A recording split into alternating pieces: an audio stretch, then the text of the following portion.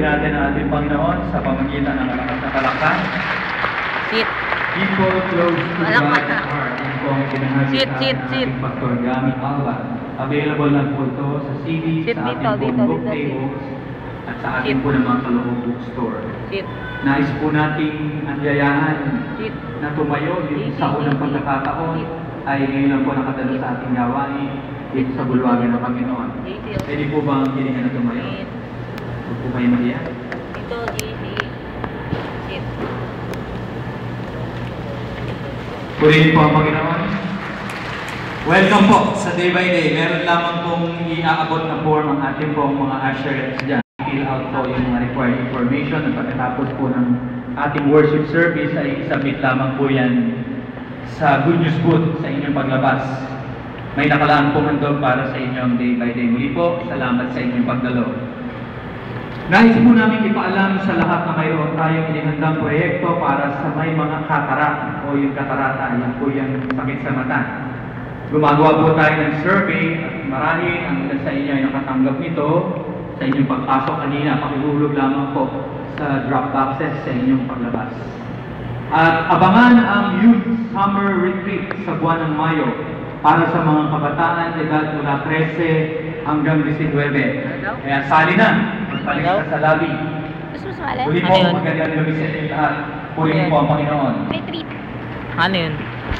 Retreat? Tayo Para para mag-overnight sa ating panalangin. May makikita ka daw. Napakabuti ng Panginoon sa atin. JCC. Siya po ay kahit na yung closeness na kanyang hinihiling, tinuturuan niya pa rin tayo. Kaya magpasalamat po tayo sa kanya. Silently, ay ilapit po natin ang ating sarili sa Panginoon at higit sa lahat sa nakapag-worship po tayo ng sama-sama sa kayagang pagpupuri. Kaya sige po. Sit.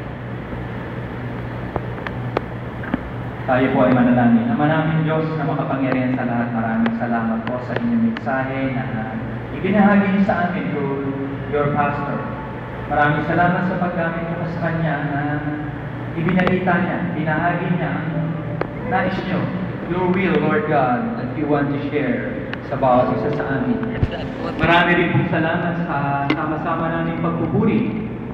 Maraming salamat sa inyo pong ginamit ng mga taga-awit, taga-tugtog, mag-alang din ng tayaw, at inialay ang buong sarili para sa gawain niyo. Maraming salamat din sa lahat sa inyo pong mensahe na inawad sa bawat isa sa amin. That indeed, Lord, you are always teaching us to how to be close to you. Kailangan lang naman na magkaroon kami ng pagkatakot sa kasalanan. At yan din, O Diyos, pagkatakot sa inyo. Matuto kami tumawag sa inyo. At huwag kaming mahiya na ilapit ang aming sarili kahit kami nagkakasala sapagkat you uphold those who fall. Everyone, Lord, na natututong lumapit sa inyo, humingi ng tawad. Hindi po kayo katulad ng tao. Kayo mapagpatawad parati. At hindi kami tinataswa, hindi kami tinataya. Every time we call upon you, Lord God, because indeed, Lord, you are our strong power.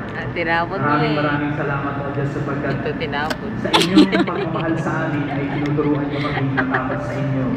Magkaroon ng banal na takot sa gayon, masunod namin. O masunod namin, O Diyos, ang mga dapat niyong ipagawa sa bawat isa sa amin. Kaya once again, Lord, we just ask you na i-bless niyo po ang bawat isa sa aming pansamantalang pag-uwi at pag-iwalay ay sumaamin nawa ang inyong pagpapala, ang inyong kalakasan, ang inyong pagbendisyon na sa aming pag-uwi o saan man kami pupunta ay daratnan namin ang aming mga mahal sa buhay na nasa maayos na kalalagayan. At ganun din kami, nagabayan niyo po kami sa aming paghayo at paglabas sa lugar na ito. Your divine protection be upon us. Maraming salamat po sa ngalan ng Panginoong Hesus. Amen. God bless everyone.